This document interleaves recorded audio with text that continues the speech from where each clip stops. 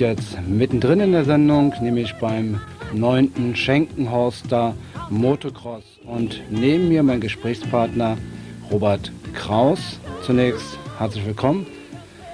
Robert, ja, ich würde sagen, du fängst einfach mal ein bisschen was zu erzählen. Schenkenhorst, wo finden wir erstmal Schenkenhorst? Wo sind wir denn überhaupt? Ja, wenn wir auf die Karte gucken, dann finden wir Schenkenhorst im Süden von Berlin.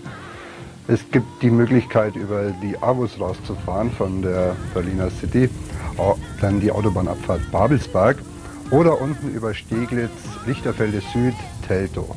Ah ja, so viel also dazu, wo wir Schenkenhorst eigentlich finden. Der Verein heißt MCC Schenkenhorst. Wann wurde er gegründet? Ja, Detlef, ich muss Sie ein bisschen korrigieren. Es heißt MCC Schenkenhorst Berlin e.V. Ja, und das hat seinen Grund. Gegründet wurde der Verein 1986 und zwar noch als MC Schenkenhorst. Damals, die Mauer noch zu, hat er sich dann nach der Öffnung der Mauer mit dem MC Berlin verbrüdert und dann entstand der neue Verein MCC Schenkenhorst Berlin e.V. Gut, nachher können wir da noch mal im Einzelnen drauf eingehen. Jetzt erstmal, was wir im Bild haben, damit die Zuschauer auch informiert werden. Wir sind nämlich da, wo man eigentlich normalerweise nicht hinkommt, im Fahrerlager, und du warst für das Fahrerlager zuständig. An den Bildern, die du hier vor uns siehst, sag doch mal was dazu. Richtig, ich war bei der Veranstaltung der Obmann des Fahrerlagers. Das heißt, ich war für den Ablauf im Fahrerlager zuständig. Das geht vom in Empfang nehmen der Fahrer bis über kleine Betreuungsarbeiten. Wir sehen hier die Fahrer bei kleinen Wartungsarbeiten oder wie hier bei der Entspannung zwischen den Läufen, bei der Konzentration. Weil jeder hat eine andere Methode der Vorbereitung und die ist so individuell wie die Motorräder, die die Fahrer fahren. Apropos Motorräder, die da sind, weißt du, wie viele Fahrer da waren? Wie waren da gemeldet? Ja, gemeldet waren von der Zweitaktklasse 125 Kubik 104, waren aber lediglich 73 Fahrer da. Das kommt daraus, dass doch der Verletzungsteufel oder der Pannenteufel zwischenzeitlich zuschlagen kann. Von den Viertaktfahrern waren 43 gemeldet, das heißt es gingen 43 Nennungen ein, wovon dann 37 letztendlich in Schenkenhorst starteten. Ah ja, gut. Solltest du einen Fahrer sehen, den man besonders erwähnen sollte, irgendein Spitzenmann hier im Bild, sag das einfach, geh da einfach zwischen. Gut. Ja, gerade hier, wenn ich dich unterbrechen darf, das ist eben der Wohnwagen von unserem Lokalmatador, von Sebastian Wolter, mit seiner Startnummer 60, einer 125er Suzuki. Wobei wir gleich sagen können, wir haben ja ein Interview mit ihm, du hast mit ihm ein Interview gemacht, noch vor dem Endlauf in der 125er Klasse, aber das kommt ein bisschen später. Das ist nun keine Rennmaschine, das ist so der Traum vieler Motorradfahrer, würde ich sagen. Er würde sich etwas schwer tun auf der versandten Strecke. Ja. Nun, wir haben gesehen den Streckenplan gleich zu Beginn der Sendung. Es war ja eine sehr schwierige Strecke, würde ich meinen, für die Fahrer, oder? Welchen Schwierigkeitsgrad hat die? Es war eine sehr schwierige Strecke für die Fahrer, zumal sie sehr schnell ist und der Staub, der auf der Strecke vorhanden ist, durch die Bodenbeschaffenheit, ist die Sicht sehr stark eingeschränkt und die Fahrer sind da etwas gehandicapt. Es sind auch sehr viele Sprunghügel drin und enge Bremsschleifen, um eben die Geschwindigkeit rauszunehmen. Gut, wir wollen natürlich Tempo machen bei so einer Sendung, darum gehen wir nämlich gleich zu den Jüngsten, denn nicht nur die Großen starteten, sondern auch die Kleinsten. Ab wie viele Jahre durfte man dabei sein? Ab wann geht das da los? Die Kleinsten, die fahren schon ab 4 Jahren. Hier sehen wir die kleine Klasse, die 50 Kubikzentimeter Solo. Es gibt diese kleinen Maschinen auch mit Seitenwagen. Das solltest du mal sehen, diese großen Helme und diese kleinen Körper in diesen Maschinen dann.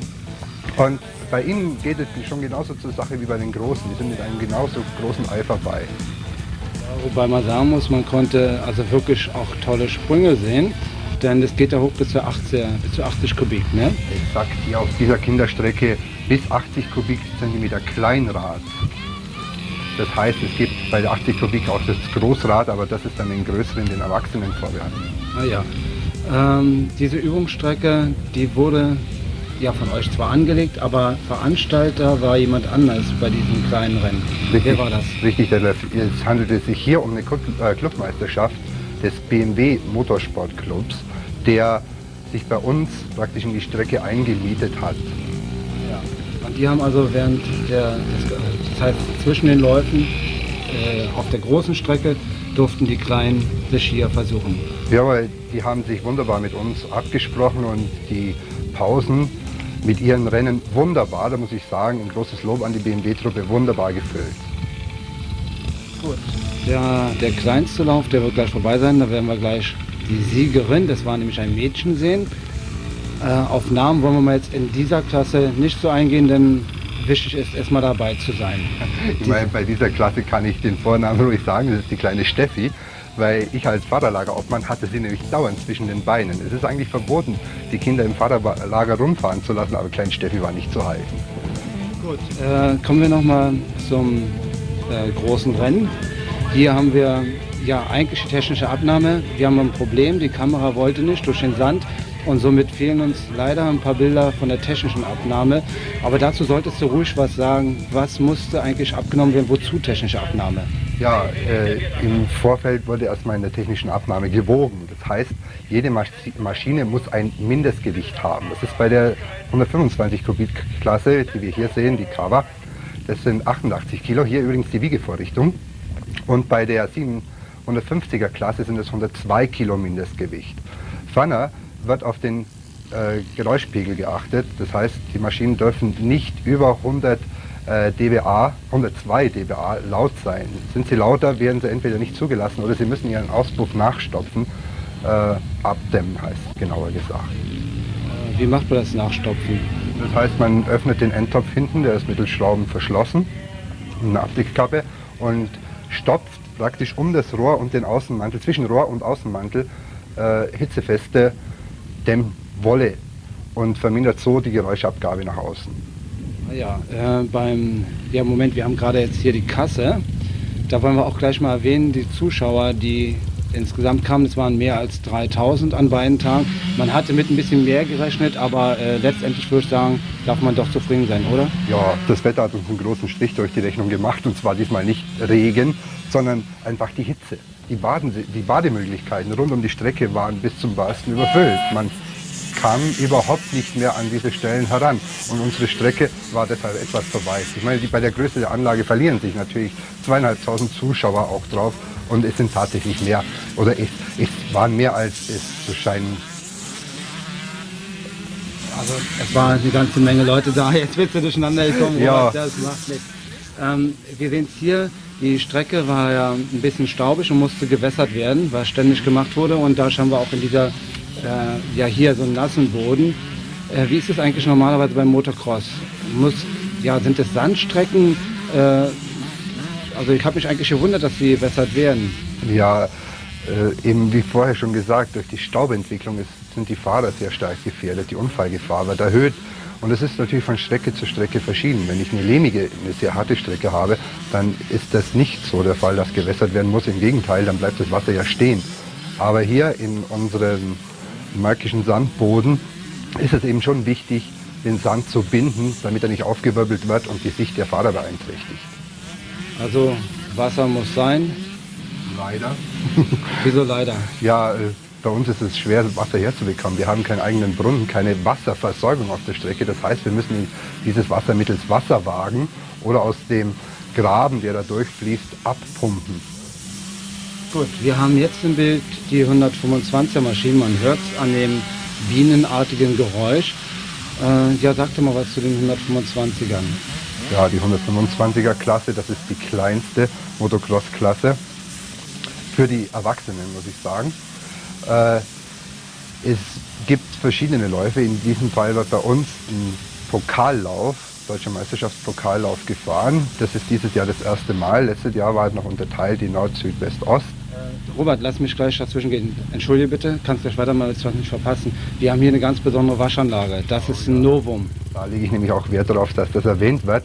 Wir vom MTC Schenkenhorst haben uns überlegt, aus Umweltgründen müssen wir den Fahrern die Möglichkeit bieten, ihre Maschinen zu reinigen, ohne dass die Abwasser im Erdreich versickern, wild im Erdreich versickern. Und die Zuschauer können jetzt sehen, oder wir alle können hier sehen, dass abgestrahlt wird, und unter diesen Gittern befinden sich 3 Wannen, die das Wasser auffangen.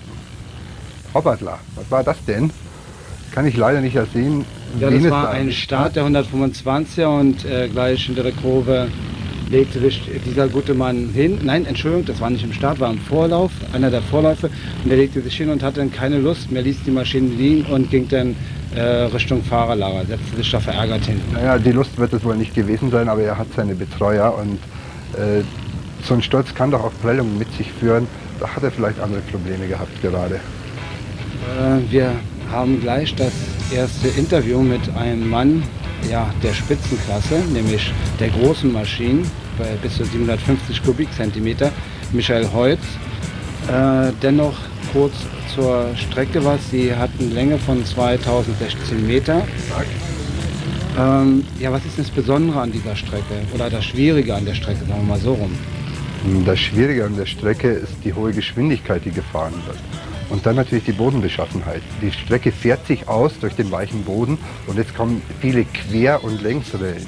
Ein weniger versierter Fahrer hat da dann seine Schwierigkeiten, seine ideale Spur zu finden.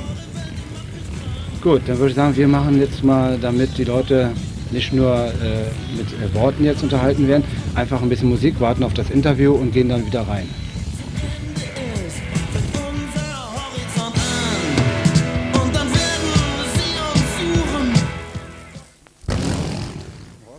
Herzlich willkommen. Du bist der Leader, der Führer der großen Viertakt-Klasse. Nicht nur dieses Jahr, sondern auch schon letztes Jahr sogar dominierend. Wie viele Läufe sind denn dieses Jahr schon über die Bühne gegangen? Dieses Jahr sind 2 Läufe gefahren worden und ich bin im Moment, also nicht Erster, sondern punktegleich Erster mit dem Michael Kling. Weil ich habe ein Rennen gewonnen und er hat ein Rennen gewonnen. Ah ja, ausgleichende Gerechtigkeit. Also, und hier im Training bist du jetzt schon wieder vorne. Und was hast du denn für ein Gefühl für das Rennen? Ja, ich habe eigentlich ein gutes Gefühl, weil die Strecke ist ziemlich schnell, so große Kurven drin und so weiter, das liegt mir eigentlich ganz gut. Wie kommst du mit den Staubverhältnissen zurecht, die hier dort nun gravierend sind? Ja, gestern war es schlimm. Also heute Morgen im Training war eigentlich ginge, so kann man fahren und im Rennen muss man mal sehen. Nur muss halt versuchen, einen guten Start zu haben und wenn man vorne ist, ist das nicht so schlimm. Ich habe gesehen, der Veranstalter macht sein Möglichstes, um den Staub rauszukriegen. Und wir werden sehen, wie es eben am Nachmittag in den Wertungsläufen ist. Nun, was die Frage immer wieder ist, mal zu deinem Motorrad. Es wird immer wieder gefragt, was ist mit KTM? Kannst du ein kurzes Statement geben, was mit der Firma ist? Es ist immer wieder die verunsichernde Frage da. Machen sie pleite, können wir KTM-Motorräder kaufen oder nicht? Ja, die hatten ein ziemlich schlechtes Management und waren praktisch pleite.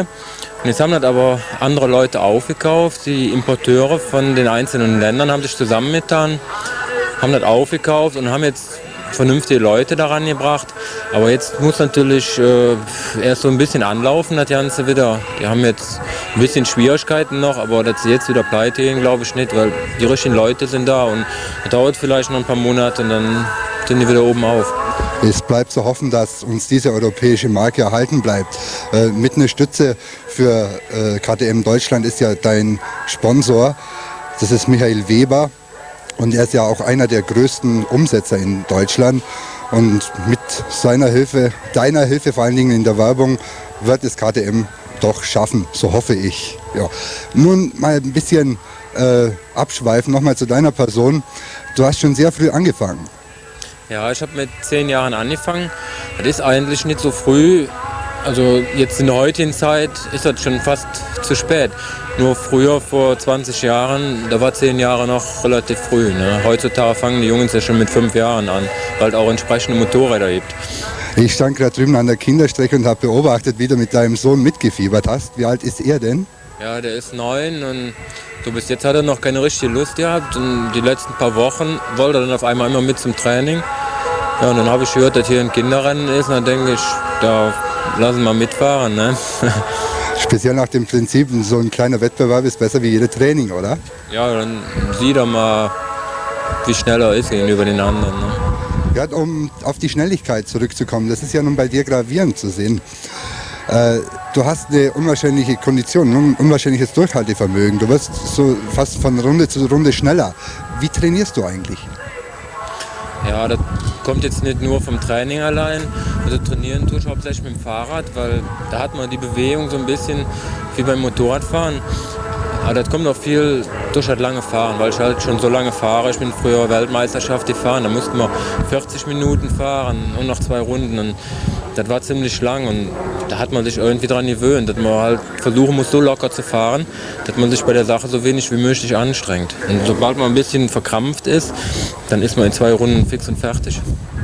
Bei dir kommt natürlich dazu, du bist jetzt auch schon etwas reifer und hast sehr viele Rennen hinter dir. Und mit dem Alter kommt natürlich auch die Dauerbelastung oder sagen wir so, die Dauerbelastung wird größer, ist länger durchzuhalten.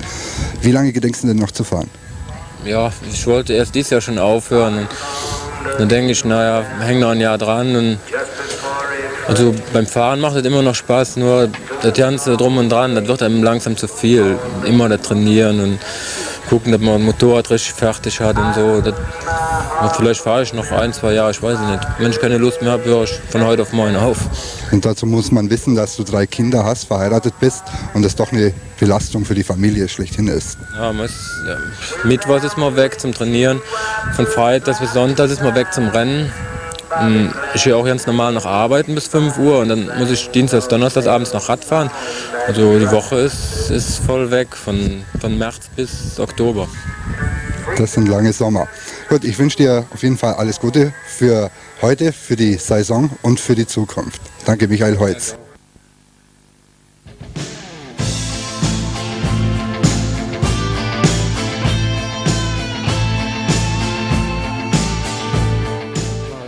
Das du, Robert, jetzt hatten wir auch ein Bild, damit jeder weiß, wie der aussieht. Das also war das Rennen, nein, jetzt komme ich hier wirklich durcheinander, nicht das Rennen, das Interview natürlich mit Michael Holz. Ja, wir sind wieder beim Rennen und zwar nochmal bei den Kindern. Oder, ja doch, jetzt sind es noch die Kleinen, wir sehen auch noch ein paar Bilder von den Größeren. Du hattest es vorhin schon gesagt gehabt, Veranstalter hierbei war BMW, der BMW Motorradsportclub Spandau. Das ist so richtig, ja? Das ist vom Stammwerk in Spandau, die Motorradgruppe. Und da muss ich noch was sagen, haben sie eine sehr schöne Sache gemacht. Sie haben gesagt, wir machen diese Clubmeisterschaft offen und die Kinder der Fahrer, jetzt speziell wie von Michael Holz, konnten sich an dieser Meisterschaft beteiligen. Ich glaube, jetzt kommt ja gleich eine Szene, wo wir Michael Holz sehen, wie er nämlich seinem Sohn hilft, von dem du vorhin gesprochen hast. Ja, er hatte noch einige Probleme mit den Kurven, der kleine Holz, nicht so wie der große. Aber er kriegt ihn noch in die Reihe. Ja, also Spaß gemacht hat den Leuten auf jeden Fall, das zu sehen, die läuft der Kleinen. Wobei wir aus Zeitgründen also nun wirklich nicht allzu lange dabei bleiben können. Denn ich weiß, dass viele ja auf die großen Rennen warten, nämlich 125er und bis 750 Kubik. Dennoch, ein paar Bilder haben wir schon, dass man sehen kann, wie die auf den 80ern dann durch die Gegend fliegen. Aber hier haben wir ihn, glaube ich, jetzt. Jetzt kommt Micha gerannt, der Herr mit dem schwarzen T-Shirt, ja, und fischt seinen Sohn wieder raus, entknotet das Ganze und dann geht es wieder weiter. Wie du sehen kannst, sind die Kleinen sehr gut gepanzert. Die sind also wesentlich sicherer, würde ich sagen, als die ein Kind mit dem Fahrrad auf der Straße. Aber das sind schon 80er-Maschinen. Nein, das handelt sich hier um 60er. Ach so. Um 60er Schaltgetriebe. Ach so, und dann hat so große Räder da drauf. Ja, ich meine, das sind 16 Zoll Räder, sind das, glaube ich, so viel. Ich kann es nicht genau sagen, aber doch erheblich kleiner als die 80er. Gut, jetzt sehen wir noch ein paar Bilder von den Kindern. Da haben wir unter anderem jetzt den Sieger von dem Lauf in der 60er-Klasse. Adelaide. Jetzt guck mal, das sind die 80er. Ja, und da geht es schon ganz schön zur Sache. Das sind die Kinder so um 10, 11, 12 Jahre. Und wie die einen schwindelig fahren können, das kannst du dir nicht vorstellen. Also ich habe es gesehen. Aber ich hoffe, die Zuschauer sind jetzt nicht böse. Wir schalten nämlich gleich um auf die andere Seite zur großen Strecke, die, wie gesagt, hat man schon mal erwähnt, 2016 Meter lang ist. Und da sehen wir gleich als erstes den Start zum Finallauf der 125er Klasse. Ja, und wie viel starteten da? 40? 40. Die Startvorrichtung bei unserer Anlage nimmt 40 Starter auf und mehr dürfen aus rechtlichen Gründen nicht starten. Gut, wir haben noch eine Kurve, also ich merke schon, wir kommen hier so ein bisschen beim Nachkommentieren so ein bisschen in Schwierigkeiten, aber ich hoffe, Sie sehen es uns nach. Jetzt noch eine Runde, also da gibt es gleich eine Überblendung und dann sind wir wirklich beim 125er Start.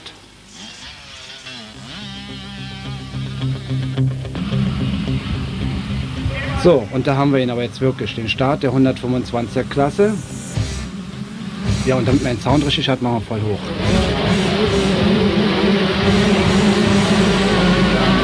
Der Startphase ist natürlich die Startkurve, die wir hier sehen. Und es bleiben meistens ein paar Fahrer auf der Strecke. Aber zu groben Stürzen kommt es selten. Nämlich diese Cracks, die wissen, was sie machen müssen, wenn es kritisch wird. Tja, und jetzt haben wir für Sie, also wie gesagt, 125er Lauf. Und ich habe dich ja vorhin so abrupt unterbrochen beim Thema, nämlich 125er zu den Maschinen. Wir, auch wenn wir uns jetzt wiederholen sollten, einfach nochmal kurz das Typische für die 125er Maschinen. Du hast gesagt gehabt, das ist die niedrigste Klasse bei den Großen. Und ja, eigentlich lag bei mir von die Frage so auf der Zunge, womit fahren die? Also man weiß es beim Hallencrossen so, da wird nicht mehr mit Benzin gefahren, einfach wegen der Umwelt und so. Womit fahren die hier und was ist das Besondere an den Motoren? Ja, das Besondere an den Motoren, tja, es sind eben diese Zweitaktmotoren, die ein Gemisch, ein Benzin-Öl-Gemisch brauchen, zwecks der Schmierung. Und sie sind sehr hochtourig, deshalb auch dieses durchdringende, bienenartige Geräusch. Sie drehen wesentlich höher als Viertaktmaschinen, so im Schnitt ungefähr 3.000 bis 4.000 Touren mehr. Die PS-Zahl ist allerdings gewaltig, die aus diesen kleinen Maschinen hervorgeht. Die liegen bei 38 bis 42. Wie schnell ist so eine Maschine eigentlich? Von Geschwindigkeit würde ich hier absehen. Ich meine, das kann man gar nicht genau sagen. Auf der Geraden dürften die auch so 80, 90 drauf kriegen. Weil es ist ja keine Messung an Geschwindigkeit. Es ist gut, die Durchschnittsgeschwindigkeit ist zu errechnen. Und die liegt bei der 125er beim schnellsten hier in dieser Klasse bei 44 Stundenkilometer. Und das ist natürlich schon die obere Grenze. 50 Stundenkilometer sind von der OMK erlaubt. Alles, was darüber ist, muss die Strecke entschärft werden. Das heißt, es müssen Bremsschleifen rein oder eben Hindernisse, die die Geschwindigkeit rausnehmen. Sag mal, die Nummer 33. Kannst du mal kurz sagen, wenn wir da ein Bild hatten oder noch haben? Ne, den hatten wir jetzt nicht raus, aber wollen trotzdem mal erwähnen, damit wir mal wissen, mit wem wir es da zu tun hatten. Ja, mit der Nummer 33, das ist so einfach bei mir auf der Liste. Ist die Nummer 33, das ist der Daniel Kral auf der Honda, also auf einer CR 125 und kommt aus Jaur. Die Platzierung des Vorjahres, meines Wissens nach, ist er letztes Jahr schon in der 125er Pokalklasse gestartet. Aber wir haben hier auch einige Neulinge, die das erste Mal da starten, die letztes Jahr noch Jugend gefahren sind, und zwar die 80er Deutsche Meisterschaft. Und da bin ich gespannt, wie das ausgeht. Es handelt sich eben um Markus Volz, dann um unseren Lokalmatador, um den Sebastian Wolter. Und ich bin gespannt, wie sie sich schlagen werden in diesem doch etwas stärker besetzten Feld. Die Nummer 90 haben wir ständig im Bild. Das heißt konkret, vielleicht zur Erklärung für die Zuschauer, es wurde von einem Turm ausgefüllt und gefilmt. Und 2 Kameras waren unten, darum schalten wir auch immer wieder zwischendurch so auf die anderen Spuren, was für den Zuschauer vielleicht ein bisschen schwierig ist, gleich nachzuvollziehen, wo er sich nun befindet. Dennoch, die 90 fiel mir so besonders ins Auge. Da ist er wieder. Das ist der Carsten Bulczowska. Ein bisschen schwierig auszusprechen, der Name für meine Zunge, für meine bayerische. Er ist mit im führenden Feld im 125er Pokalwettbewerb. Und es ist doch ganz interessant zuzusehen, wie ihm die Jungen auch auf den Pelz rücken hier. Weil ich nicht ausschließen darf, dass jetzt dieser Carsten besonders alt ist. Er ist Anfang 20. Und die Jungen, damit meine ich unsere 14-Jährigen, er hatte einige Schwierigkeiten hier auf der Strecke mit unserem Sebastian Wolter. Sagen wir die Startnummer gleich mal vom Sebastian. Das ist die Nummer 60, ne? Das ist die 60, ja. Die falls habe ich wir also den Bild stark kriegen im Gedächtnis. sollten, Ja. dass man dann gleich weiß, aha, da ist er. Aber ich habe dich jetzt unterbrochen. Du wolltest da noch was sagen zum Carsten? Ja, wenn er so weiterfährt und er scheint in einer sehr guten Tagesform zu sein, das ist ja auch immer abhängig von so einem Lauf, wie ist die Tagesform, dann hat er sehr gute Chancen, diese 125er Klasse zu gewinnen. Ah ja, also ein absolutes Nachwuchstalent vom MCC Schenkenhorst e.V. Berlin. Nein, das ist eben nicht der Carsten. Der Carsten ist nicht bei uns Detlef leider. Er wäre natürlich schon ein Aushängeschild, aber unser Sebastian ist ebenfalls stark im Kommen, weil man auf sein Alter schauen muss. Dieser Carsten Buczowska ist leider vom anderen Club, aber eine Bereicherung auf jeden Fall auf unserer Strecke. Das heißt jetzt, dass ich jetzt mitten im Reden die Sachen durcheinander gebracht habe. Gut, die Zuschauer hoffentlich verzeihen dies. Ja, wir sehen hier so ein paar Aktivitäten von den Streckenposten. Von der Organisation her, sagte mal was da. Die Streckenposten, da muss auch unser ganzer Dank hingehen. Es waren Top-Leute jetzt hier am heutigen Tage auf der Strecke. Die haben darauf geachtet, dass erstmal die Steine aus der Strecke kommen zwischen den Läufen, dass das Streckenband wieder gerichtet wird und vor allen Dingen das Wichtigste, sie haben die nachfolgenden Fahrer, also ist ein Fahrer gestürzt, die nachfolgenden Fahrer mit ihrer gelben Flagge gewandt auf dieses Hindernis, was auf der Strecke liegt, aufmerksam gemacht. Und das ist sehr, sehr wichtig und sie haben hervorragende Arbeit geleistet. Ja, insgesamt, wie sieht's aus? Seid ihr zufrieden mit dem vergangenen Wochenende? Oh ja, doch, wir sind zufrieden. Zumal es sportlich sehr gut ablief. Wie vorher schon erwähnt, waren leider etwas wenig Zuschauer da. Ja, aber mit 3000 ist nun nicht so mager, würde ich denken, oder? Es handelte sich hier doch um einen deutschen Meisterschaftslauf bis 750 Kubik und das ist nun mal ein Publikumsmagnet. Eigentlich ein Publikumsmagnet, aber die Hitze eben. Die Hitze, wenn Sie hier, die Zuschauer sehen es ja hier, ist kaum Schatten vorhanden, ist Staub und da sagen sich doch viele, gehen wir baden. Obwohl ich sagen muss, Leute, ihr habt was verpasst. Also das würde ich eigentlich auch sagen, denn es war aus meiner Sicht von der Organisation her absolut perfekt. Es hat alles funktioniert, so wie ich es gesehen habe. Und die Veranstaltung selber war interessant und spannend. Ja, also an Spannung hat es nicht gefehlt. Gerade in der kleinen Klasse, die doch etwas stärker besetzt war und unterteilt eben in 2 Halbfinalläufe und dann einen Wertungslauf. Durch das Wie viele Starter gab es überhaupt bei den 125ern? Die Starter, habe ich vorher schon gesagt, waren da in der 125er 73. Ja, das heißt also, es wurden 2 Startreihen, 36 und 37 Fahrer aufgestellt. Gut, dieser Hügel, der gefällt mir besonders gut. Es ist eigentlich sehr schwer, darüber zu fahren. Das ist Steilabfall und ob die schwierig ist. Das heißt, man muss genügend Schwung haben, um hochzukommen. Man darf nicht zu viel Schwung haben, um oben einen Salto rückwärts zu machen. Und vor allen Dingen, man kann nicht einsehen, wie es drüben weitergeht. Wie die Zuschauer sehen können, geht es gleich in eine Kurve. Und unten in der Rundung, im Radius, ist natürlich eine hohe Kompression. Ja, da kann ich natürlich verraten, wir haben ja einen Supermann, der da gefahren ist, eben in der großen Klasse. Und das werden Sie nachher merken, dass ich von dem nicht ablassen konnte. Der nimmt den Berg ja traumhaft. Es lohnt sich also wirklich hinzusehen, wie der über diesen großen Berg rüberfährt. Oder überhaupt, naja, das mich überraschen.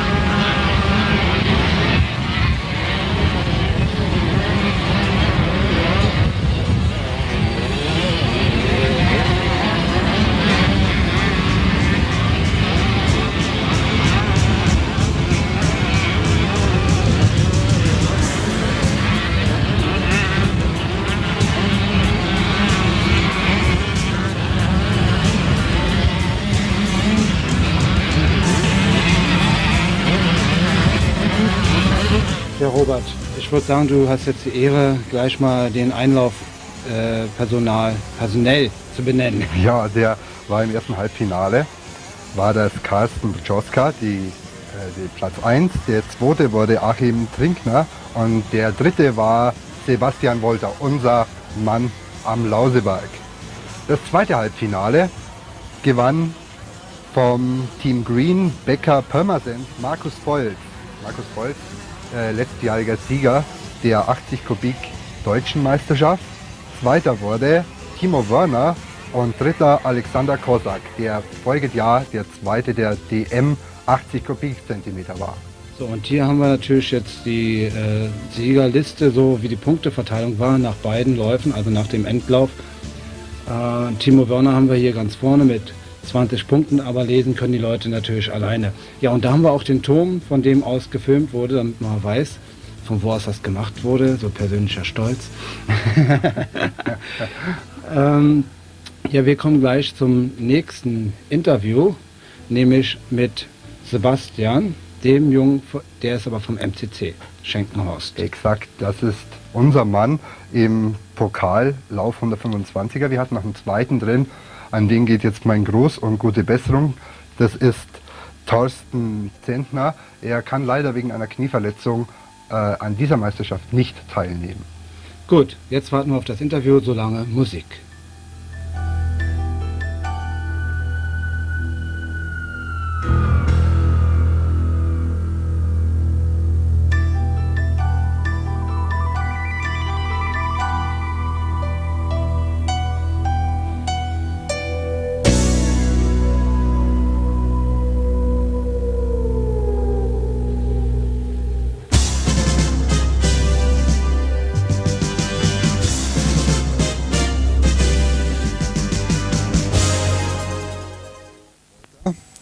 Er ist Clubmitglied im MCC Schenkenhorst und somit der Lokalmatador. Sebastian, du tanzt auf mehreren Hochzeiten. Du fährst nicht nur den DM-Pokallauf mit, sondern bist auch noch woanders vertreten. Das wäre? Also ich fahre den ADAC Nordcup mit, zur Norddeutsche Meisterschaft. Da führe ich derzeit mit 2 Punkten Vorsprung. Die gehen heute wohl flöten, weil im Munster ein Lauf ist. Und derzeit wollten wir ein Pokalrennen fahren, ein paar. Und in Drehna bin ich Brandenburg-Serie gefahren, den ersten Lauf. Naja, das ist doch ein sehr umfangreiches Programm. Ja, dazu muss man wissen, du bist auf der 125er, bist du praktisch dieses Jahr neu. Ja, das stimmt. Ich bin letztes Jahr 80er Jugend-DM gefahren, dort den 9. Platz in der Endwertung belegt und bin jetzt mit einer Sondergenehmigung in der 125er Klasse aufgestiegen. Für die Zuschauer, die darüber eben nicht Bescheid wissen, definier doch mal das mit der Sondergenehmigung. Also ich fahre im Moment mit einer C-Lizenz, die ist für Fahrer von 16 bis 18 Jahren. Damit kann man 125 Kubikzentimeter und 250 Kubikzentimeter Motorräder fahren. Und ich bin halt erst 14 und die kriegt man halt ab 16 und erstmalig in dem Jahr, in dem man 15 wird, kann man diese C-Lizenz erwerben bei entsprechenden Erfolgen. Zu Deutsch in der Jugend-DM vorne mitfahren. Ja, und das bist du ja wohl mit Erfolg letztes Jahr. Mal eine andere Frage, du hast gerade gesagt, du bist 14. Wie bringst du das denn mit der Schule in Einklang? Der Training, das ist ja nicht nur die Kondition, sondern du musst ja bestimmt auch Kraft trainieren. Ja, ich bin von der Natur gut gesegnet worden. Ich mache nicht so viel Konditionstraining, ich habe eine gute Kondition, aber mit der Schule ist haut ganz gut hin. Wir kriegen auch nicht so übermäßig viel Hausaufgaben auf, trotz eines Gymnasiums, haut hin. Ja, ich sah dich ja hier auf der Strecke auch schon und da kommt halt immer wieder zum Vorschein, dass Crosser hauptsächlich mit Fahrrädern auch trainieren. Ich sah dich hier draußen auch schon mit dem Mountainbike und Michael Heutz hat ebenfalls gesagt, dass er einmal pro Woche mit dem Rad trainiert. Das ist ja wohl das Beste für die Oberschenkelmuskulatur, oder? Ja, vor allem Fahrradfahren ist ja auch ein Kraft-Ausdauersport, auch nicht nur reine Ausdauer und auch nicht reine Kraft, sondern halt beides und das braucht man beim Motorradfahren halt auch. Ein bisschen geht es auch auf den Rücken und so. Ja, das ist natürlich ein Problem, gerade bei jungen Leuten, wo die Muskulatur, gerade die Skelettmuskulatur eben noch nicht so ausgereift ist. Aber wenn ich dich anschaue, ein drahtiger Bursche bist du schon. Ja, mit dem heutigen 4. Rang im Zeittraining hast du dir eine günstige Position errungen. Wo stehst du denn? In welcher Startreihe stehst du denn? Ist das schon fest? Ja, also in die Startleiter passen 40 Fahrer. Und es fahren ja nicht mehr in dem Halbfinale jetzt, also ich muss mal gucken, wo der beste Startplatz ist. Und hast du ein bestimmtes Konzept für diese Strecke? Ja, die wird sich sehr ausfahren und ich muss halt gucken, dass ich nicht zu viel Energie verschwende, damit ich fit fürs Finale bleibe. Haushalten ist angesagt. Sebastian, ich wünsche dir alles Gute für heute. Toi, toi, toi. Und dass deine Punkte eben heute nicht flöten gehen in der anderen Klasse. Danke.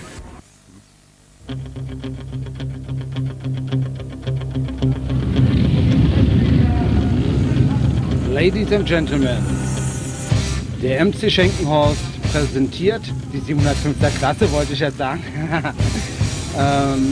Robert, eben warst du wieder im Bild, allerdings ohne Unterblendung des Namens oder Einblendung des Namens.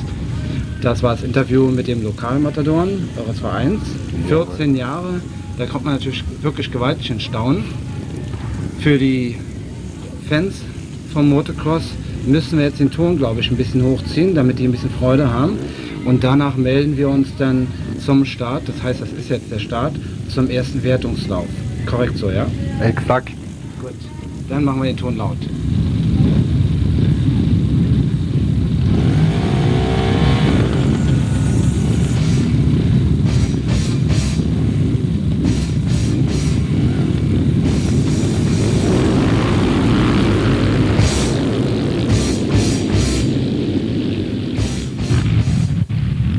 Tja, jetzt können wir reingehen mit dem Ton. Das war, also mit dem Kommentar besser gesagt, den Ton haben wir ja im Hintergrund. Ja, der erste Wertungslauf war das am Sonntagnachmittag in der Klasse bis 750 Kubikzentimeter. Und jetzt fangen wir mal ganz dumm an. Wir haben gefragt, das Besondere an der 125er Klasse, das Besondere an der Klasse bis 750 Kubik. Was kann man da zu den Maschinen sagen? Zu den Maschinen, sie sind wesentlich höher in der Kubikzahl, wie die Zahl 750 schon aussagt. Und klar, es sind Viertaktmaschinen. Sie fahren also nicht mit Öl-Benzin gemischt, sondern sie fahren mit reinem Sprit, verbleit oder unverbleit, je nach Hersteller. Dann das Gewicht der Maschine. Wie gesagt, bei der technischen Abnahme, sie dürfen nicht leichter als 102 Kilogramm sein. Und von den Materialien, ja, da sind sie von den Fahrwerken her genauso wie die 125er. Natürlich größeres Fahrwerk, stabileres Fahrwerk, weil eben auch die PS-Zahl wesentlich höher ist. Hier Michael Holz zum Beispiel geht der an die 65 PS, die diese Maschine bringt. Man hört es auch schon vom Klang her, man hört ihr richtig an, dass sie eine ungeheure Kraft in sich birgt. Und die Drehzahl liegt ja, bei 8.500 Umdrehungen pro Minute. Gut, du hast mir jetzt eins vorweggenommen, du hast nämlich schon gesagt, die Nummer 1, das ist nämlich Michael Holz. Und ja, was ich Ihnen vorhin schon mal sagte, was ich so erwähnte, dass es nämlich irre Spaß macht, diesen Mann zu beobachten, weil also er fährt eigentlich nicht mehr über die Berge, über die Hügel oder Berge, wie auch immer. Er springt einfach komplett drüber weg. Ich fand es ungeheuer faszinierend. Was einem dabei natürlich auffällt, ist die Frage nach der Federung. Denn gerade der Michael Holz, der springt ja sehr hoch. Da, du sagst, die darf nicht weniger haben als 102 Kilo. Jetzt kommt noch die Person dazu, lassen so 70, 75 Kilo haben. Also es sind, sagen wir mal so pauschal, so fast 200 Kilo, die da auf die Erde knallen. Ja, wie wird das eigentlich abgefedert? Hinten handelt es sich um ein Monoshock-System. Bei Michael Holz ist es von der Firma White Power, die nun sehr große Erfolge hat, im Motocross wie auch im Endurosport, siehe Paris-Dakar. Diese Federelemente haben eine sogenannte Zug- und eine sogenannte Druckstufe. Das heißt, auch wenn dieses Federbein einfedert, es schnellt nicht gleich wieder heraus, sondern es saugt sich auch langsam heraus. Dadurch lassen sich Geländekonturen wesentlich besser nehmen. Vorne haben sie neuen Modelle die Upside-Down-Gabel. Das heißt, dass der untere Teil der Gabel nach oben eintaucht und nicht mehr, wie es früher war, der obere Teil nach unten. Die Vorteile, ja, sie ist eben empfindlicher, sie reagiert auf die Geländegegebenheiten wesentlich exakter. Man sieht jetzt Michael, er schwebt förmlich über die Bahn und das Hinterrad, naja, der Motorrad zum Teil geduckt wie eine Katze. Ja, Michael Holz, den wir jetzt sehen, den sehen wir jetzt an dem großen Hügel und jetzt achten Sie mal drauf, wie der da rüber geht.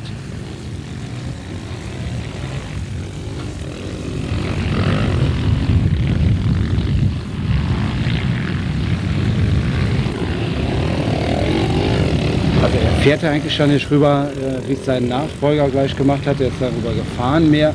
Ja, der springt ja schon von da oben den halben Berg runter. Ja, bei Michael ist es so, er prägt sich die Strecke unwahrscheinlich genau ein. Er gräbt sie praktisch in sein Gedächtnis ein. Und wenn man genau darauf achtet, er landet fast immer exakt am selben Punkt. Wenn er nicht behindert wird, nimmt er auch an den Anliegern, das heißt an diesen Steilkurven, auch immer dieselbe Strecke. Ja, er prägt sie sich ein und findet sie auch immer wieder. Und das ist gar nicht so einfach auf einem Rundkurs von 2016 Meter. Wie ist es eigentlich für die anderen Fahrer, wenn da so ein Ausnahmeathlet da ist, wie der Michael Heutz, der so viel Erfahrung hat, so einen wahnsinnig tollen Stil? Eigentlich ist man doch chancenlos. Haben die überhaupt noch Lust, gegen ihn anzutreten?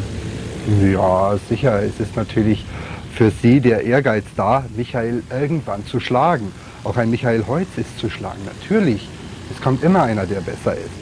Wenn Michael einen Defekt am Motorrad hat, dann schlägt eben an diesem Tag für jemand anders die Stunde. Und wir haben eingangs im Interview gehört, auch die Nummer 2, der Michael Kling, hat ein Rennen gewonnen.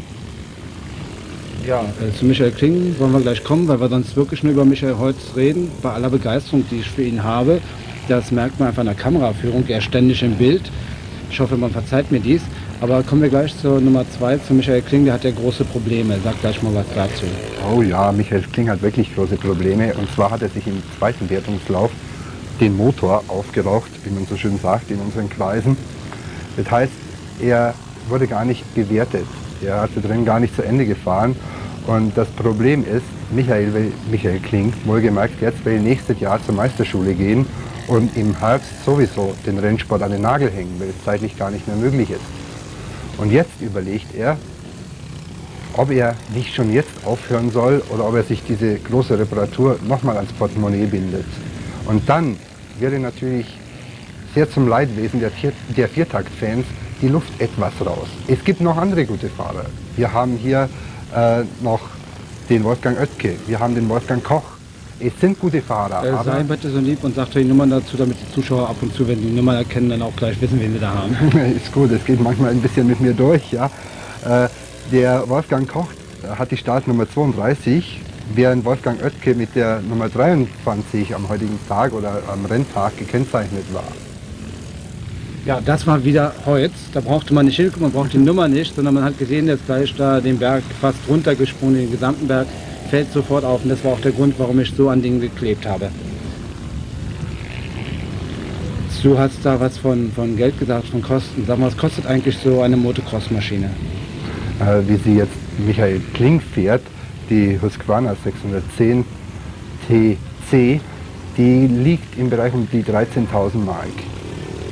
Und er hat das Problem, dass er eben nicht so große Sponsoren hinter sich hat, wie jetzt Michael Heutz. Und er muss jetzt aus eigener Tasche bezahlen. Dazu muss man natürlich auch wissen, dass in unseren Breiten, also speziell in Deutschland, mit Motocross nicht das große Geld zu verdienen ist. Michael Heutz wird gesponsert konkret von KTM oder wie geht das? Ja, Michael Heutz wird gesponsert von der Firma Weber, dem Weber Racing Team aus Marienheide. Das ist ein kleiner Ort bei Köln. Und er hat sehr gute und vor allen Dingen sehr fachlich hochqualifizierte Unterstützung. Er ist ja auch nicht mit einem Motorrad angereist, sondern mit zwei. Das hat man beim Interview auch gesehen.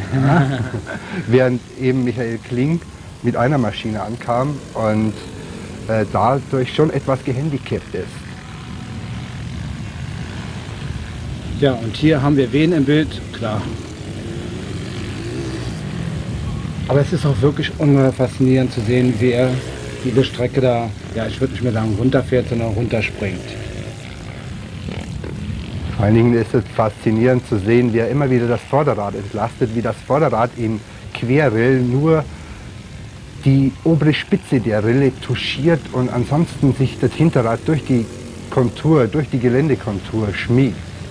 Ja, und jetzt hat die Nummer 13 die Nummer 21 überholt, damit Sie auch mal ein paar andere Fahrer sehen. Ja, die Nummer 13, das ist der Andreas Walter aus Berlin. Wir haben auch einige Berliner Fahrer hier. Und zwar auch sehr interessant war zu sehen für Eingeweihte. Es war der Jürgen Tilschner auf der Strecke mit der neuen Husarberg 600. Ja, nur leider hatte er sehr große Probleme und kam bei beiden Wertungsläufen nicht ins Ziel. Sehr zum Leidwesen der Husarberg-Fans. Ja, ich kann den Fans der 750er Klasse, der großen Klasse, noch sagen, dass wir den Endlauf auch noch sehen werden. Darum können wir uns jetzt ruhig noch auf ein paar andere Sachen einlassen. Was mich persönlich jetzt mal da interessieren würde, wir sagten schon, die Preise sagten wir, das Besondere an den Motorrädern haben wir auch erwähnt. Es gab Stürze, die wir zum Teil nicht im Bild haben, weil wir zu dem Zeitpunkt zum Beispiel auf der Höhe waren von Michael Heutz. Du hast was sagen? Ich mal gerne unterbrechen. Jetzt im Bild mit der Nummer 21. Es ist eine ATK, eine amerikanische Crossmaschine. Ja, und das ist also schon ein Exote auf unseren Rennstrecken. Man sieht sie sehr wenig und es ist ein Münchner mit der Nummer 21. Es ist Nikolaus, unser Nico Müller aus München. Gut, der aber jetzt überholt wurde von der 14. Das Genau. ist eben das Leidwesen Ja. in diesem Sport, dass immer einer kommt, der eventuell schneller ist. Außer bei Michael Heutz. Wer war das mit der 14 eben? Nummer 14 haben wir vorher schon gesagt. Das ist der Falk Greiner auf einer LC4 von KTM. Ah ja, gut, aber zurück zu meiner eigentlichen Frage. Also wir hatten, also wie gesagt, Preise erwähnt gehabt, zu den Motoren hatten wir jetzt was gesagt gehabt. Was ich jetzt gerne wissen wollte, wir hatten also Stürze, die wir nicht im Bild haben. Wie gesagt, weil ich eben immer auf der Höhe von Michael Heutz war. Wie sah es überhaupt am letzten Wochenende aus mit den Stürzen und was ist da eigentlich so am Rande noch passiert? Ja, es gab einige Stürze, aber die meisten gehen da glimpflich aus, weil wir, in diesem Fall muss ich wieder sagen, zum Glück Sand haben. Der Sand ist natürlich weich und dämpft die Stürze. Was Wolfgang Oetke zum Beispiel passierte, ist natürlich ein bisschen tragisch. Er ist auf seinen Lenker gestürzt, im zweiten Wertungslauf, und hat sich wahrscheinlich eine Rippe gebrochen. Gut, bevor wir dazu weiterkommen, weil jetzt gleich der Endlauf kommt, es geht gleich so nahtlos weiter, würde ich schon mal sagen, im Vorlauf, also das heißt im ersten Wertungslauf, wie war da der Einlauf, dass wir den wenigstens haben? Der Einlauf, die Nummer 1, Michael Weber vom Weber, Entschuldigung, ja, es ist natürlich Michael Heutz vom Weber Racing Team. Ja. Die Nummer 2, auch die Startnummer 2, Michael Kling von Husqvarna Deutschland Supin, und die Nummer 3 vom Team Popco Schilling, Wolfgang Oetke aus Braunschweig. So, und jetzt sind wir beim letzten Lauf des Tages und dieser Sendung, nämlich bis 750 Kubikzentimeter deutscher Meisterschaftslauf. Und das ist das Endrennen, im Fachdeutsch heißt es das zweite Wertungsrennen. Das ist der zweite Wertungslauf, exakt. Durch das, dass wir in 2 Startreihen, eine Startreihe nur hatten, mal nur zurück, eine Startreihe hatten wir nur am Renntag. Und da hat unser Pflichtkommissar eben entschieden mit dem Zeitablauf, es wären 2 Wertungsläufe gefahren. Es wäre ja auch unsinnig, den Fahrern zusätzliche Läufe aufzuzwingen. Das geht erstens an die Kondition und zweitens natürlich ans Material. Ja, und damit es nicht nur Michael Heutz ständig drin haben, haben wir auch jetzt ein paar Bilder von der Strecke mit den großen Maschinen. So, ich hatte dich vorhin unterbrochen gehabt, weil wir auf die Einläufe eingehen wollten. Wir waren bei den Stürzen gewesen. Es gab also einen schweren Sturz, wie du gerade erklärt hattest. Ja, was war sonst noch so passiert? Ja, also kleinere Blessuren von blauen Flecken über Verstauchungen und dann natürlich verbogenen Teilen an Maschinen. Aber ansonsten keine gravierenden Sachen. Also man kann sagen, war auch für die Fahrer ein erfolgreiches Wochenende ohne große Blessuren, mit einigen ganz wenigen Ausnahmen. Somit kann man sagen, hört sich schon eigentlich richtig perfekt an. War es ein perfektes Wochenende? Und natürlich gibt es immer wieder kleine Pannen, wie zum Beispiel die Sache mit dem Staub, die am Anfang nicht so ganz unter Kontrolle war, aber dann doch mittels erhöhtem Arbeitsaufwand und viel Schweiß auf der Stirn doch bewerkstelligt wurde. Ja, kleine Pannen gibt es immer. Kommen wir ganz kurz mal, weil wir ja die vielen Namen eigentlich hier weglassen. Aber wir wollen es machen. Der Präsident vom MCC Schenkenhaus Berlin e.V. heißt wie? Das ist unser Joachim Walter.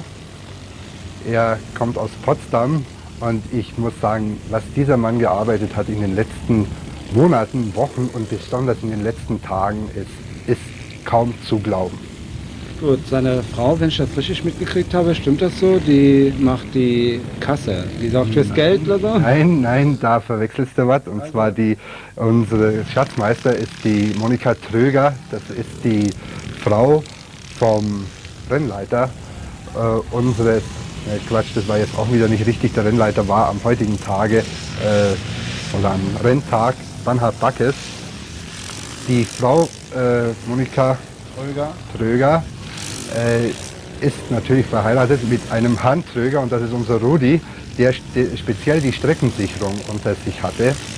Ah ja, und dann wollen wir auch gleich den nächsten dann nehmen. Wen haben wir noch dazu erwähnen? Da haben wir jemanden, der heißt Olaf. Was macht der? Olaf ist unser technischer Kommissar, Olaf Behrendt. Aber der und seine Frau oder Freundin macht auch was bei euch, Seine Frau ist im Rennbüro und muss sich eben mit all den Widerlichkeiten rumschlagen, die da eben anfallen, von den Lizenzen, von den Problemen, die die Zuschauer zum Teil haben, was die Fahrer haben. Und da sitzt auch der Rennsekretär Axel Neitzel, der im Vorfeld natürlich auch einiges um die Ohren hatte. Gerade Eingang der Nennungen, Nennbestätigungen und was alles so anfällt. Es ist unwahrscheinlich, was da anfällt. Und diese drei, Axel Neitzel, Sabine Behrendt, Olaf Behrendt, die haben sich wirklich die Nächte um die Ohren geschlagen. Wir wollen mal auch noch einen erwähnen, der jetzt auch im Bild steht, also der Name ist Frank Fischer, das Bauunternehmen Erd- und Tiefbau. Die haben nämlich diese Sendung ermöglicht. Zu dir, Robert, was machst du sonst in dem beim MCC Schenkenhorst? Ich arbeite dem Vorstand zu. Das heißt, an den Sitzungen habe ich mitgearbeitet, wir haben uns das Konzept erstellt und ich war hin und da wieder für was anderes zuständig, für zum Beispiel Besorgen von Duschwagen oder gerade die Waschanlage, ja, so Kleinigkeiten. Aber bei diesem Rennen am letzten Wochenende warst du im Fahrerlager verantwortlich, ne? Ja, und es hat sehr viel Spaß gemacht. Und diesmal verantwortlich hier, dass der Kommentar dazu passend ist zu der Sendung. Ich glaube, das Fahrerlager hat besser geklappt. Nee, das klappt auch so, denke mir. Ja, professionell wollen wir lieber nicht sein. Sport hat was mit Spaß zu tun. Und Adidas sagt ja immer zurück zum Wesentlichen. Und das Wesentliche war das letzte Wochenende, dass da alles klappte und alles gut ablief. Und das passierte ja auch so. Michael Heutz haben wir natürlich oft genug im Bild. Man sieht die tollen Sprünge von ihm. Wir können eigentlich schon vorwegnehmen, er wurde Gesamtsieger beim deutschen Meisterschaftslauf. Das ist ja nur ein Lauf zur deutschen Meisterschaft, richtig so, ne? Exakt, ja. Es finden circa, ich glaube, es sind 18 Läufe, die stattfinden. Und Schenkenhorst ist eben eine Station daraus. Ja, dann war noch ein Mensch da vom OMK oder so ähnlich. Von der obersten Motorradsportkommission aus Frankfurt. Ja, der da immer rumgeigte auf dem Gelände. Wie hieß der? Das ist der Wolfgang Wittner von Offenbach, aus Offenbach kommt der. Und der hat die Aufgabe, praktisch hier so eine Kontrollfunktion. Das soll eben sein, dass die Vereine nicht einfach ihr eigene Süppchen kochen, sondern doch innerhalb des Reglements bleiben und ein Sportkommissar aus den eigenen Reihen, der drückt doch manchmal ein und mehr Augen zu. Ja, das soll natürlich sagen, so als der fair abgeht. Aber wir haben hier wieder Michael Heutz, wie er jetzt versucht, jemanden zu überholen. Das heißt, das hatten wir zwischendurch schon mehrmals gesehen. Das macht er sowas von super, das ist einfach genial. Also er überholt ja eigentlich nicht beim Fahren, sondern mehr beim Springen. Ne? Er springt immer vorbei. Ja, diesmal war der Ronald Weser aus seiner Husqvarna das Opfer. Aber momentan schaut es halt so aus, dass Michael diese Klasse einfach dominiert. Ja. Und es bleibt zu hoffen, dass Michael Kling wirklich nochmal darüber geschlafen hat und sich doch so entscheidet, diese Saison noch zu Ende zu fahren. Gut, zu den Motoren hätte ich nur ganz kurz eine Frage. Und zwar hat mir irgendjemand gesagt, die haben gar keinen Vergaser. Oh nee, das stimmt nicht. Die haben Vergaser, ja. Zweitens, darauf kommt es sehr stark an. Auf die Düsenabstimmung, die muss doch immer exakt auf dem Gelände sein. Das ist auch so im Straßensport. Ich meine, hier ist es nicht so weitläufig, da ist es mit der Bedüsung, wenn man eine Bedüsung hat, ist das damit abgetan, während eben im Straßenrennsport hat man doch größere Ausmaße der Rennstrecke und man hat verschiedene Umwelteinflüsse, auf die man zu achten hat. Das ist hier auf der Motocross-Strecke nicht der Fall. Naja, Wasser musste gesprengt werden, damit es nicht so staubt. Wir hatten natürlich Glück, anders als die Leute im Raum Erkner, wo der Wald ja anfing, zum Teil in Flammen aufzugehen. Trotz des heißen Wochenendes muss man auch ein Lob machen, das muss man einfach mal erwähnen, an die Zuschauer, die sich jetzt nämlich verkniffen haben, am Rand, gerade dort, wo der Wald war, zu rauchen oder sonst die unsinnigen Dinge zu machen, die sicher viele Menschen hätten auch noch in Gefahr bringen können. Also das sollte mal zumindest erwähnt werden, ne? Denn Ja. ich bin Raucher und es ist schon eine Sache, wenn man es dann sein lässt. Ja, es ist wirklich so gewesen hier, Micha, bei der Zieldurchfahrt. Es ist wirklich gefährlich. Wir hatten Waldbrand Gefahrstufe 4 und es ist dann doch die oberste Stufe. Und es haben sich einige Einzelne mit ihren Motorrädern in den Wald begeben, aber das sind die Leute, die jetzt wohl nie lernen werden. Aber Gott sei Dank ist dieser Personenkreis in der Minderzahl. Gut, jetzt die letzten Bilder. Dazu hätten wir doch ganz gerne noch von dir den Einlauf. Wie war das? Wer kam wann jetzt beim letzten Lauf, in welcher Reihenfolge rein? Der zweite Wertungslauf wurde, wie gesehen, gewonnen von Michael Heutz. Rang 2 Rang Wolfgang Koch auf einer Husqvarna. Und Rang 3 ist auf, und das ist erwähnenswert, auf einer CCM, auf einer dieser englischen Maschinen, Dirk Schütz aus Neunkirchen. Gut, Robert, wir sind am Ende. Jetzt kommen noch die Bilder, ein paar Bilder von der Siegerehrung. Mir bleibt eigentlich nur eins, mich bei dir zu bedanken, dass du dir die Zeit genommen hast, das zu kommentieren. Es hat Einfach Spaß war es gemacht, nicht, bitte. aber Hauptsache es hat Spaß gemacht und ich hoffe, den Zuschauern hat es auch Spaß gemacht. Wir wissen, das nächste Motocross-Rennen, ja, wann findet das statt? Das sage ich einfach, wir wissen. Wissen wir das? Oh, da muss ich jetzt passen, ich habe den OMK-Zeitplan jetzt nicht zur Hand. Ja, Gut, aber dann es machen wir lohnt es sich so. ein Auge drauf zu haben. Gut, wir Gerade werden ein Auge drauf behalten und werden es dann sagen, wo das nächste Rennen stattfindet. Natürlich auch wieder in Schenkenhorst, aber auch anderswo in Brandenburg gibt es noch ein paar Rennstrecken. Die schönste und größte ist wirklich in Schenkenhorst. Ne? Und Schenkenhorst, hat man gesagt, da findet man, wenn man Autobahn fährt, Abfahrt Potsdam. Ja? Und gut, wie heißt es? Abfahrt Babelsberg, Babelsberg, Entschuldigung, was Abfahrt ist das? Babelsberg. Ja, Babelsberg, Potsdam. Ist das dasselbe? Ich Ja, weiß ist nicht, ich bin dasselbe. da nie da hinten Ja, gewesen. das ist dasselbe. Ja. Wir haben das nur von der Ausschilderung her eben. Oder eben unten raus über Telte. Ja, und wo kann sich jetzt jemand melden, der gerne beim MCC Schenkenhorst da mitmachen möchte? Der kann Beim sich Axel Neitz? beim Rennleiter, beim Rennsekretär vielmehr, und Rennleiter, das ist eigentlich dieselbe Adresse, das ist in 1501 Schenkenhorst, Rotdornweg 5. Gut, und da kann er sich dann melden und kann dann Mitglied werden beim MCC Schenkenhorst Berlin e.V. Auch sollten Fragen zur BMW Kindertruppe sein, dann auch wieder Rotdornweg 5 in 1501 Schenkenhorst. Gut, bedanke mich, dass du hergekommen bist, dass wir die Sache in die Reihe gebracht haben. Ich hoffe, die Zuschauer hatten viel Spaß. Wir verabschieden uns mit den Bildern und nun zum Schluss nochmal die Werbung.